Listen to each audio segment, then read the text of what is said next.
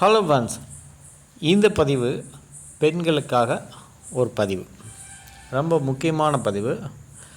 நிறைய பெண்கள், அதாவது இளம் வயது பெண்ணாக இருக்கலாம், இல்லை திருமணமான பெண்களாக கூட இருக்கலாம், நிறைய பேருக்கு அவங்களுடைய மார்பகம் ஓரளவு சின்னதாக இருக்குதுங்க. அதாவது என்னுடைய உடல், என்னுடைய உயரத்துக்கு ஏற்ற மாதிரி என்னுடைய மார்பகம் வளர்ச்சி இல்லாமல் சின்ன சைஸில் இருக்குது, ஒரு பம்பாக இல்லை அப்படின்னு சொல்லக்கூடிய பெண்கள் நிறைய பேர் இருக்காங்க. அதே நேரத்தில் அவங்களுடைய மார்பகம் சிலருக்கு கீழே இறங்கி இருக்கலாம், திருமணமான பிறகு கொஞ்சம் தொங்கி போயிருக்கும்.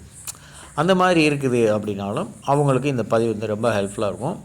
ஸோ இந்த பதிவு ஸ்கிப் பண்ணாமல் பாருங்கள் பெண்களே. மார்பகம் சிறுசாக இருக்குது அப்படின்னா நீங்கள் என்ன பண்ணலாம் அப்படிங்கிற பார்க்கும்போது, வீட்டிலே நீங்கள் ஒரு சில உணவுகளை எடுக்கணும். அதாவது மார்பகம் வர்றது ஆண்களை விட பெண்களுக்கு பெருசாக இருக்குது அப்படின்னா அவங்களுடைய ஹார்மோன்ஸ் தான் காரணம். முக்கியமான காரணம் தான் ஹார்மோன்ஸ். அந்த ஹார்மோன் அதிகமாக சுரக்கணும். அந்த ஹார்மோன் என்ன ஹார்மோன் பார்த்தீங்கன்னா ஈஸ்ட்ரோஜன். இந்த ஈஸ்ட்ரோஜன் கொஞ்சம் அதிகமாக இருந்துச்சு அப்படின்னா தான் அவங்களுக்கு பெரிதாக வளரும் வாய்ப்பு இருக்குது. அப்படி இல்லை அப்படின்னா நார்மலாக தான் இருக்கும், நார்மல் ஒரு லெவலில் இருக்கும். அந்த மாதிரி இருக்குது அப்படின்னா நீங்கள் என்ன உணவு எடுக்கலாம் அப்படின்னு பார்த்தீங்கன்னா, ஈஸ்ட்ரோஜன் அதிகமாக இருக்கக்கூடியது ஆளி விதை. இந்த ஆளி விதை நம்ம வீடியோவில் பார்த்தீங்கன்னா தெரியும். இந்த ஆளி விதை, அதுக்கப்புறமா பூசணிக்காய் விதை. பூசணி, நம்ம சிகப்பு கலர் பூசணி இருக்குது பார்த்தீங்களா, குழம்பு வைப்பாங்கள்ல, அந்த பூசணி. அந்த பூசணி இது ஆளி விதை. இப்போ நீங்கள் பார்க்குறீங்கன்னா இது ஆளி விதை. இந்த ஆளி விதையும் பூசணி விதையும் நீங்கள் ரெகுலராக எடுத்து சாப்பிடணும்.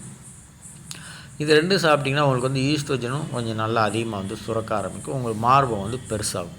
அதே நேரத்தில் கொஞ்சம் ஃபேட் வேணும். ஃபேட்டுனா நல்ல ஃபேட்டு, குட் ஃபேட் நீங்கள் உங்கள் உணவில் எடுத்துக்கலாம். அதுக்கு நீங்கள் வால்நட் எடுத்துக்கலாம், பாதாம் பருப்பு எடுத்துக்கலாம். ஸோ இந்த ரெண்டு எடுத்துக்கணும். கொஞ்சம் ஃபேட் இருந்தால் தான் அந்த மார்பகம் மசில், அந்த சதைகள் எல்லாமே கொழுப்பால் ஆனது.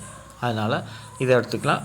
அது போக நீங்கள் இன்னும் கொஞ்சம் வேணும் அப்படின்னா சாக்லேட்டு, ஐஸ்கிரீம் இந்த மாதிரி எடுத்துக்கலாம். ஸோ இதெல்லாம் எவ்வளோ நாளைக்கு எடுக்கலாம் அப்படின்னா, அது உங்களுடைய சைஸ் கொஞ்சம் ஓரளவுக்கு பெருசாகிடுச்சு அப்படின்னா அதுக்கப்புறம் இந்த சாக்லேட்டு, ஐஸ்கிரீம்ஸ் இந்த மாதிரி ஐட்டத்தெல்லாம் நீங்கள் தவிர்த்துடணும். இதை நீங்கள் ரெகுலராக எடுக்கக்கூடாது. யாராக இருந்தாலும் சரி, ஒரு அளவோடு நிறுத்திக்கணும். ஸோ இதை நீங்கள் ரெகுலராக உணவில் சேர்த்துக்கிட்டே வந்தீங்கன்னா உங்கள் மார்பகம் கொஞ்சம் கொஞ்சமாக பெரிதாகிக்கிட்டே வரும். அப்புறமா உடற்பயிற்சி அப்படின்னு பார்த்தீங்கன்னா, ஒரு சில உடற்பயிற்சி நீங்கள் கொஞ்சம் ஃபாலோ பண்ணணும். டெய்லி ஒரு அரை மணி நேரமாவது நீங்கள் உடற்பயிற்சி, அந்த அரை மணி நேரம் உடற்பயிற்சி நல்லா ஜம்ப் பண்ணுங்கள்.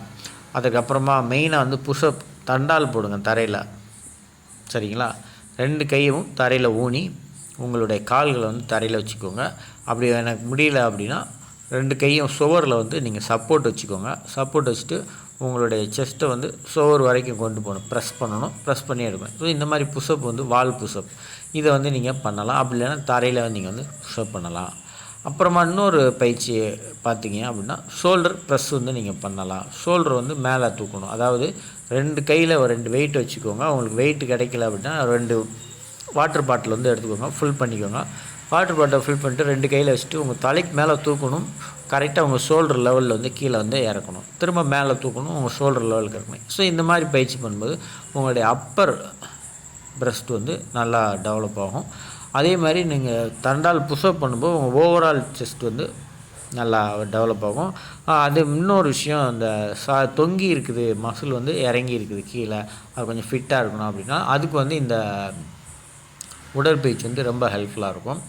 இந்த பயிற்சி நீங்கள் கொஞ்சம் ரெகுலராக நீங்கள் பண்ணினீங்கன்னா கொஞ்சம் நல்லாயிருக்கும்.